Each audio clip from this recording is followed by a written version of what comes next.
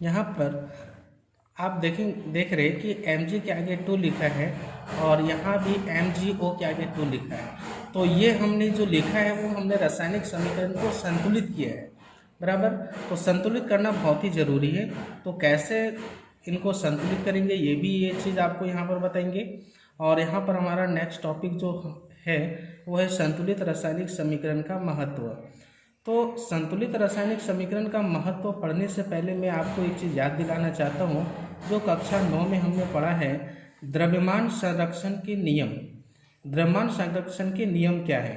तो इसका नियम होता है कि किसी भी रासायनिक अभिक्रिया में द्रव्यमान का ना तो निर्माण होता है और ना ही विनाश होता है। ये आप 9 कक्षा में पढ़ चुके हैं। अर्थात किसी भी रासायनिक अभिक्रिया के उत्पाद तत्वों का कुल द्रव्यमान अभिकारक तत्वों के कुल द्रव्यमान के बराबर होता है, बराबर। ये रासायनिक समीकरण का महत्व है। ये द्रव्यमान संरक्षण का नियम बताता है कि किसी भी रासायनिक अभिक्रिया में द्रव्यमान का ना तो निर्माण होता है और ना ही विनाश होता है। अर्थात किसी भी रासायनिक अभिक्रिया के उत्पाद तत्वों का कुल द्रव्यमान अभिकारक तत्वों के कुल द्रव्यमान के बराबर होता है, बराबर। लेकिन होता क्या है एक्चुअली, जब रासायनिक समीकरण होता है, रासायनिक अभिक्रिया जब होती है तो अभिकारक और उत्पाद, समझ लीजिए जैसे ये है अभिकारक और ये है उत्पाद। तो रासायनिक अभिक्रिया के फलस्वरूप क्या होता है कि अभिकारक के परमाणु उत्पाद की ओर चले जाते हैं, उत्पाद के परमाणु अभिकारक की ओर चले आते हैं। मान लीजिए कि दोनों ओर जो है परमाणु क्रमांक वो अलग अलग हो जाता है, तो उनको संतुलित करना अति आवश्यक है, बराबर।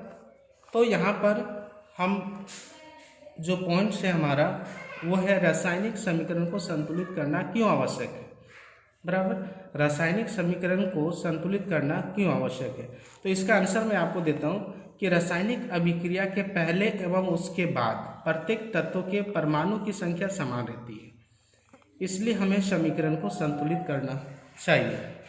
क्योंकि इससे पहले आपको मैंने बता दिया कि द्रव्यमान संरक्षण का नियम, चाहे कोई भी रासायनिक अभिक्रिया हो उसमें जो भी यौगिक या तत्व भाग लेते वो अपने परमाणु संख्या को कभी छोड़ते नहीं है, अर्थात उसका कभी विनाश नहीं होता है और न ही वो निर्माण करते हैं।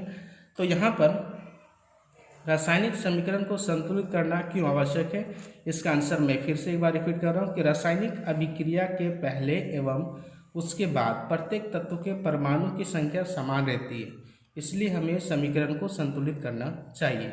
क्योंकि मैंने इससे पहले भी बता दिया कि अभिक्रिया के दौरान अभिकारक और उत्पाद दोनों के परमाणु क्रमांक जब तत्व अलग अलग होते हैं, अभिकारक वाला उत्पाद जाता है, उत्पाद की ओर अभिकारक की ओर आता है, तो उसके परमाणु क्रमांक में कमी आती है या वृद्धि होती है, इसलिए हमें उसको दोनों ओर बराबर करना होता है। दूसरा हम यहाँ आपको स्पष्ट कर दिया हूँ मैं कि संतुलित करना क्यों चाहिए, संतुलित करना चाहिए हो गया। इसके बाद है क्योंकि अभिक्रिया के दौरान अभिकारक और उत्पाद दोनों के परमाणु संख्या के उतार चढ़ाव हो जाता है। क्योंकि अभिक्रिया के दौरान अभिकारक और उत्पाद दोनों के परमाणु संख्या में उतार चढ़ाव हो जाता है और उन्हीं को हमें संतुलित करना होता है, इसीलिए रासायनिक अभिक्रिया को हम लोग संतुलित करते हैं और आवश्यक है। इसके बाद हम समीकरण लेते हैं और उन्हें चरणबद्ध संतुलित करते हैं। आपको मैं उदाहरण के साथ एक अभिक्रिया ले रहा हूँ, एक समीकरण ले रहा हूँ और उसको हम कैसे संतुलित करते हैं ये चीज़ आपको अभी दिखाएंगे। तो